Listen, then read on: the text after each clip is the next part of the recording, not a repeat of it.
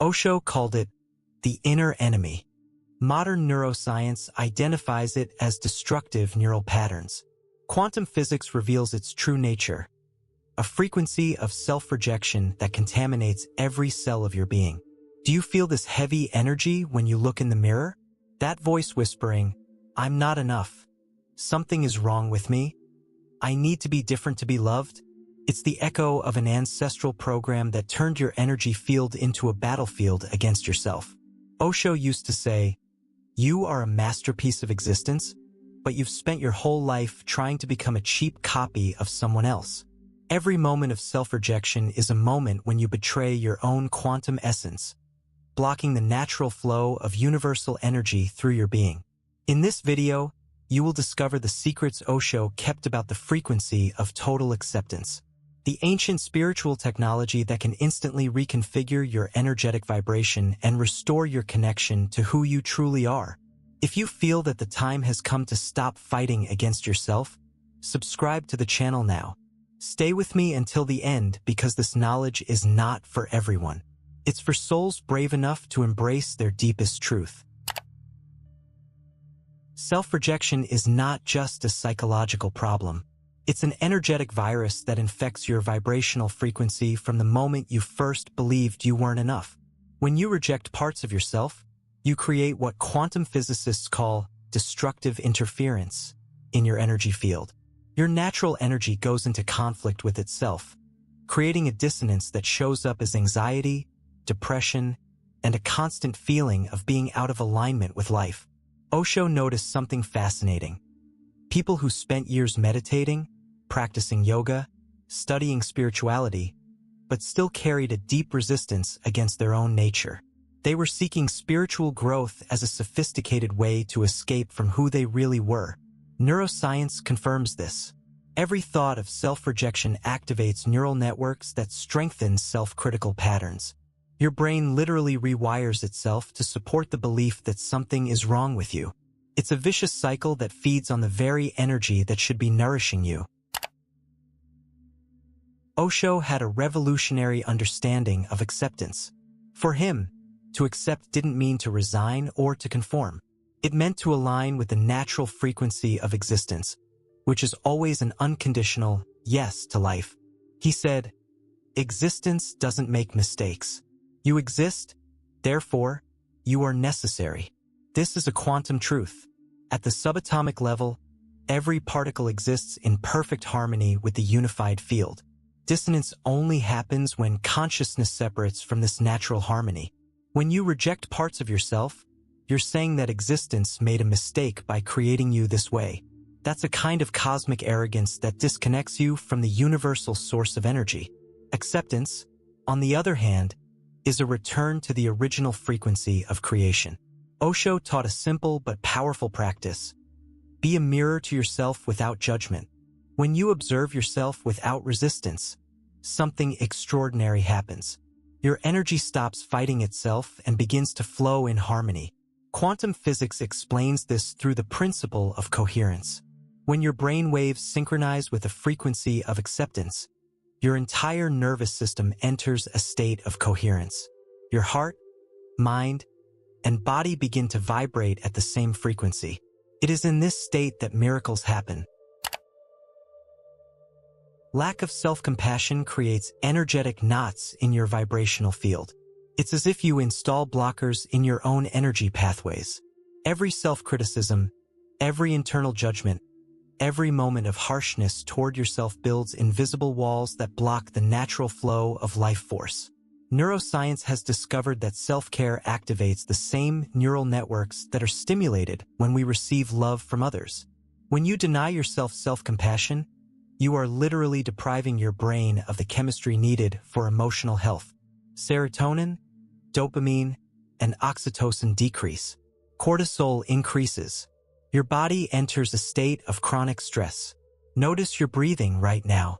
If it's shallow or tight, you're probably holding tension against parts of yourself that you see as unacceptable. Breathing is the most accurate barometer of your relationship with yourself. Osho observed that people who were hard on themselves developed an energetic rigidity that blocked their natural ability to flow with life. They became prisoners of their own inner demands. The energy, which should move freely, became stuck in patterns of resistance. What do you do when you make a mistake? If your first reaction is to attack yourself internally, you've just created an energy block. If your reaction is gentle curiosity about what you can learn, you keep the energy flowing. The difference lies in the quality of your presence with yourself. When you replace self-criticism with compassionate curiosity, something shifts instantly in your energy field. You feel it in your body. The tension dissolves. Your breathing deepens. It's the energy of acceptance restoring the natural flow of life through you. Emotional unblocking doesn't happen through endless analysis or trying to fix yourself. It happens when you stop resisting what's already present within you. There is a technique Osho used with his disciples. He would have them sit in silence and repeat internally, "I am as I am," not as a positive affirmation, but as a factual recognition. Just like you would say, "The sky is blue," or "Water is wet." Simply acknowledging what is. Emotional resistance works like a contracted muscle. The more you try to force it to relax, the more it tightens. But when you simply recognize the tension without trying to change it, it naturally begins to dissolve. Try it now. Place your hand on your chest and say internally, "I accept what I'm feeling in this moment." Not to change the feeling, but to stop fighting it. Do you notice how the quality of the energy shifts instantly? The brain's neuroplasticity responds more quickly to acceptance than to force. When you accept an emotional pattern without resistance, your brain registers it as safety and can begin to reorganize neural connections. That's why people who practice self-compassion show faster neurological changes than those who try to force transformation. The secret lies in the quality of your presence. When you are present with your emotions without an agenda to change them, they lose the power to control you. You become the conscious space where they can exist without defining who you are. Osho said, "Don't fight the darkness. Light a lamp." Your compassionate presence is that light. It doesn't destroy emotional darkness. It transforms it simply by being present. You have two identities operating at the same time. One is your conditioned ego, which learned to reject itself in order to fit into the world. The other is your spiritual identity, which exists beyond any need for approval or change. The rejecting ego is like a background program running on a computer. It was installed during childhood, reinforced by experiences of rejection, and now runs automatically. Every time you criticize yourself, it's that program in action. It's not you making a conscious choice. Your spiritual identity, on the other hand, is the awareness that observes the program running. It's the part of you that can notice self-critical thoughts without identifying with them. This awareness has never been wounded, never rejected, and never needed fixing. Osho called this the observer. He said, "You are not your thoughts. You are the one who observes the thoughts."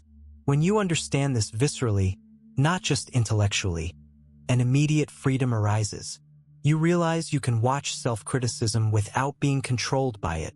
The rejecting ego lives in a constant state of "something is wrong with me, and I need to fix it." The spiritual identity lives in a state of "I am the awareness that observes all experiences, including moments of insecurity or pain." When you operate from your spiritual identity, external rejection loses its power over you. Why? Because you're no longer looking for outside validation to confirm your inner worth. You know your essential nature, independent of any circumstances. Self-love is not sentimentality. It's a specific frequency that instantly reorganizes your energetic field, and, as a result, your external reality. When you genuinely accept who you are, something extraordinary happens on the quantum level. You stop emitting signals of lack and resistance. Your energy becomes magnetic instead of repelling. People, opportunities, and experiences begin to naturally align with this new frequency. Quantum physics teaches us that the observer and the observed are entangled. When you observe yourself with love, you literally change the quantum information you carry.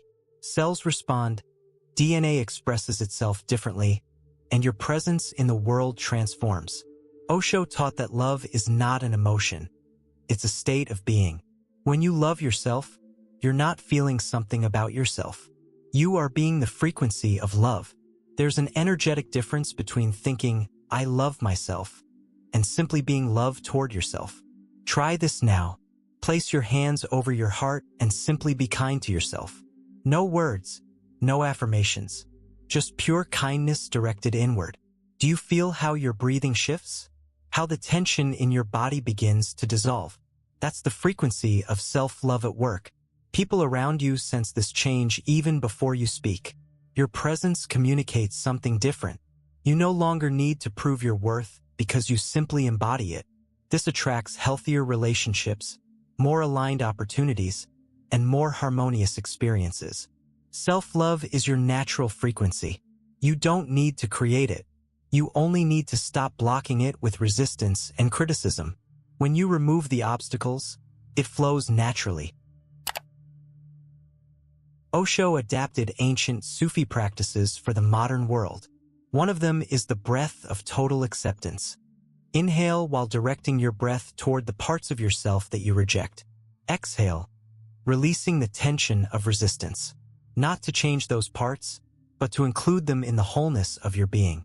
Ancient shamans understood that rejecting aspects of the psyche turns them into shadow. That shadow doesn't disappear. It operates unconsciously, sabotaging your energy and relationships. Shamanic healing always involved dialoguing with those rejected parts and consciously reintegrating them. Jung called this embracing the shadow. When you accept your fears, insecurities, anger, or sadness as legitimate parts of the human experience, they stop controlling you from the unconscious. You become whole instead of fragmented. Practice what ancient mystics called the compassionate witness. When something arises in you that you would normally reject, simply witness its presence without judgment. Say internally, "I see you. You are also a part of me." This simple practice creates what neurobiologists call neural integration. Different parts of the brain begin to communicate harmoniously. You feel more inner peace because you're no longer wasting energy fighting against yourself. The Tantric tradition, which Osho deeply understood, teaches that everything is sacred, including your imperfections, fears, and limitations. When you treat every part of yourself as sacred, your energy becomes unified. You become a coherent force instead of an internal battlefield. Total acceptance doesn't mean passivity or conformism. It means operating from a place of wholeness instead of lack. When you fully accept who you are in this moment, paradoxically, all resistance to change disappears. You become fluid, adaptable, alive. The final secret Osho revealed to his closest disciples was simple. Stop improving yourself. Start celebrating yourself. Celebration is a specific frequency that instantly aligns you with the flow of existence. When you celebrate your full humanity, including moments of doubt, fear, or confusion, something magical happens. You stop resisting life and begin to dance with it. Your problems don't disappear, but they lose the power to drain your vitality. Neuroscience shows that states of celebration and gratitude create heart coherence. Your heart enters a harmonious rhythm, sending signals of peace to your entire nervous system. This influences your perception, your decisions, and your presence in the world. Practice it right now. Place your hand on your heart and say, "I celebrate who I am in this exact moment." Not because you are perfect, but because you are perfectly human, perfectly you. Osho used to say, "Be realistic about your greatness." You are a unique expression of universal consciousness. That is your most fundamental energetic reality. If this content touched something deep within you, leave a comment and share your reflection. Existence is celebrating you in this very moment. The question is, when will you join the party?